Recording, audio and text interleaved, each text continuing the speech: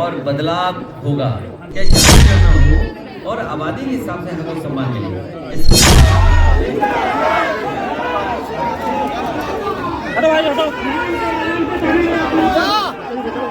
देख सकते हैं अखिलेश के सपोर्टर कैसे अखिलेश को धक्का मुक्की हो गया है। अखिलेश सर जिंदाबाद। देखिए कैसे धक्का मुक्की हो रही बहुत तेज से, और ये अखिलेश यादव जी अपने गाड़ी में बैठे हुए।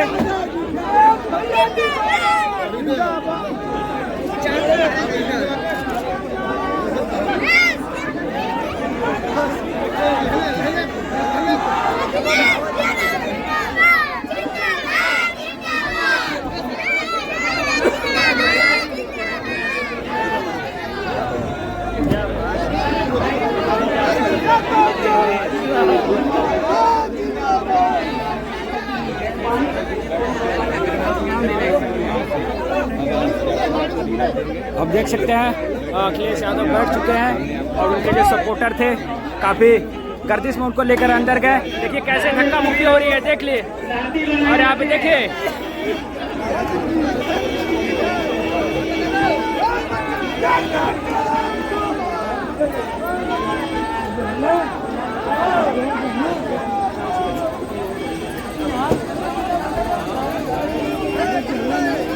नमस्कार दोस्तों, इस समय हमारी मौजूदगी है बनारस में और आप पीछे देख सकते हैं नेशनल इक्वल पार्टी, आज इसका उद्घाटन है। उद्घाटन करने के लिए समाजवादी पार्टी के राष्ट्रीय अध्यक्ष अखिलेश यादव जी यहाँ पे पहुँचने वाले हैं। तो तमाम मुद्दों पे हम बात करेंगे। जातीय जनगणना जो भी पुरजोर दे रहे हैं कि यूपी में भी जातीय जनगणना होनी चाहिए, उसके बारे में भी बात करेंगे। तमाम जगह चुनाव हो चुका है, कुछ जगह चुनाव होने वाले हैं, उन सब चीज़ों के भी बारे में बात करेंगे। 2024 का जो यूपी का चुनाव है उसके बारे में भी बात करेंगे, तो बने रहिएगा हमारे साथ। बीजेपी का मुकाबला करना, आप अपने आप कैंडिडेट मत घोषित किया मनो तो हमें चुपचाप पर्ची दे देना। अगर हम गलत हैं तो जनता हमें नकार देगी और हम जनता के जिससे लड़ने जाते हैं। अपना परिवार क्यों छुपाते हो? बताइए माननीय मुख्यमंत्री जी, अगर उनके मामा मठ के न होते और गोरखपुर से सांसद ना होते तो क्या मुख्यमंत्री जी मुख्यमंत्री होते? उनको अपना परिवार नहीं दिखाई देता है। और मैं तो ये कहूंगा, हम तो उनके बाद लोकसभा में आए, अरे पहले तो आपने परिवारवाद किया। अगर आपने नहीं किया होता परिवारवाद तो हम भी नहीं लड़े होते। इन 3 राज्यों में सीट शेयरिंग बढ़ गई आपकी, भले आप लोगों में सीट शेयरिंग नहीं, हमारा लक्ष्य पहले भी वही था और आज भी वही है। अखिलेश जी और हमारे गठबंधन आपने देखे हैं, कभी हम किसी का गला दबा के गठबंधन नहीं करते, किसी को दबा के गठबंधन नहीं करते। हमारा लक्ष्य है कि सिद्धांत जो है उसके आधार पर, और अगर हम जीतने वाले तो हमें मौका मिलना चाहिए। अगर आपके पास कोई प्रत्याशी अच्छा है तो जीत सकता है, हम आप पे विचार करेंगे। हमारे कोई शर्त नहीं है और शर्त के साथ कोई समझौता नहीं हो सकता, बड़ा गठबंधन नहीं हो सकता। ये जो राज्यों के अखिलेश जी इंडिया गठबंधन का भविष्य है, अभी इंडिया हारी थी, इंडिया फिर हार गई, फिर जीत जाएगी। तो क्या आप नहीं चाहते इंडिया जीते? बताओ ना, आप बोलो ना, आप नहीं चाहते इंडिया जीते? नहीं, गठबंधन नहीं, मैं आपसे सवाल की वजह से मैं पूछ रहा हूँ कि आप नहीं चाहते इंडिया जीते? ये भी मन से चाहते इंडिया जीते, आप भी चाहते इंडिया जीते। एक सवाल लेकिन जैसा इन्होंने भी पूछा वही मैंने जवाब दिया कि अगर हमारे में प्रत्याशी अच्छी है तो हम लड़ेंगे, आप पे प्रत्याशी है तो आप लड़ेंगे। हमारे रास्ते और दरवाजे सबके लिए खुले हैं, तो इसमें कोई सोचने की बात नहीं है। आपके पूर्व सहयोगी ओम प्रकाश राजभर का इंतजार लंबा होता जा रहा है मंत्री बनने को लेकर, और क्या एक बार फिर से गठबंधन में कुछ मैं आपका चैनल देखता हूँ, जब ऐड आता है तो वो सब न्यूज खत्म हो जाती है। तो ऐड वाले बातों की बात मत करो, ऐड वाले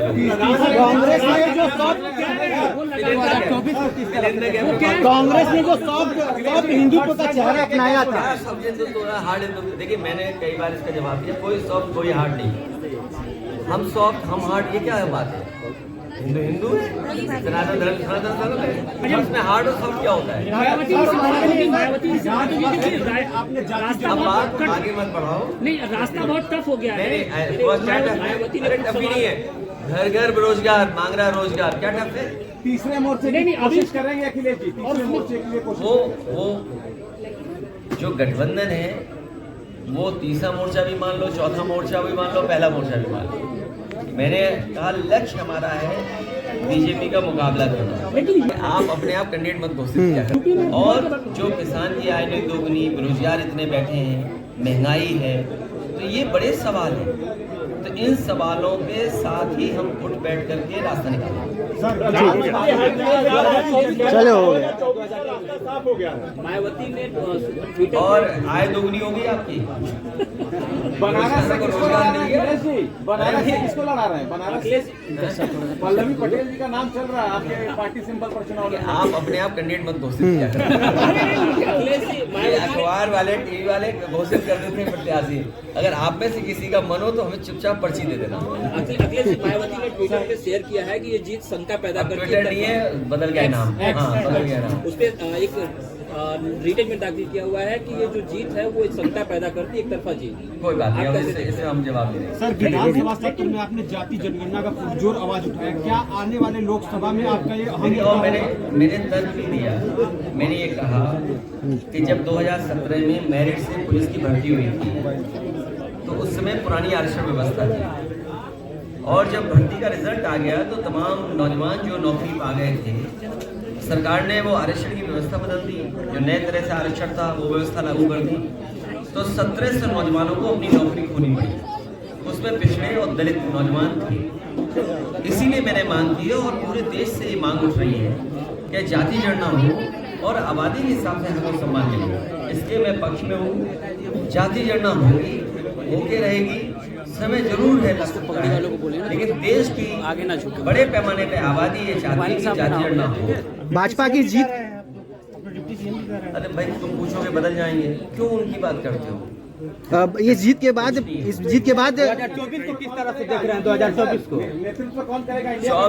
2024 को किस तरह से देख रहे हैं आप? 24 ऐतिहासिक परिणाम आएगा और बदलाव होगा। इसीलिए मैंने कहा कि किसान की आय दोगुनी नहीं हुई, आपकी महंगाई बढ़ गई, चरम सीमा पर है, और घर घर बैठा बेरोजगार, यही रास्ता निकालेगा लोकतंत्र। जातियों में बांटने की कोशिश हुई, ऐसा प्रधानमंत्री कह रहे हैं कि इस चुनाव में, लेकिन वो असफल हो गए हैं। मैं बहुत सीधा ये कहना चाहता हूँ कि जिस समय मंडल कमीशन का गठन हुआ है, और जो लोग ये बात कहते हैं कि हम विपक्ष के लोग जाति गणना मांग करके या जातियों की बात करके या पीडीए की बात करके जातियों में नहीं बांट रहे। जिस समय ये बात हुई कि आरक्षण की व्यवस्था कैसे लागू हुई, तो जो लोग गरीबी नहीं समझ पा रहे हैं, बहुत सीधी सी बात है, जो लोग गरीबी नहीं समझ रहे हैं उन्हें मंडल कमीशन की प्रस्तावना पढ़नी चाहिए। और जिस समय वो प्रस्तावना पढ़ लेंगे उसके बाद जाति में बांटने की बात नहीं कहेंगे, क्योंकि इस प्रस्तावना में मंडल कमीशन ने तमाम पहलुओं को देख करके ये माना कि जाति के आधार पर लोग गरीब हैं, इसलिए जाति के आधार पर आरक्षण होना चाहिए। इसलिए जो बात हम लोग कह रहे हैं, अगर बाबा साहब भीमराव अम्बेडकर जी ने संविधान से जाति की वजह से आरक्षण दिया है और मंडल कमीशन ने पिछड़ों को अगर जाति के हिसाब से आरक्षण दिया है, तो जो लोग ये बात कह रहे हैं कि हम जातियों में बांट रहे हैं, और हम पत्रकार साथियों से भी कहेंगे कि आप भी मंडल कमीशन की प्रस्तावना पढ़िए, उन्होंने जात के आधार पर गरीब माना है। इसलिए जो लोग ये कह रहे हैं उन्होंने संविधान और मंडल कमीशन की बातें नहीं पढ़ी हैं, वो पिछड़े विरोधी हैं, दलित विरोधी हैं, और अल्पसंख्यक विरोधी हैं, और आदिवासी विरोधी लोग। ठीक, थैंक यू। आपने बहुत समय दिया, बहुत बहुत धन्यवाद। बहुत धन्यवाद। आपने बहुत महत्वपूर्ण सवाल पूछे।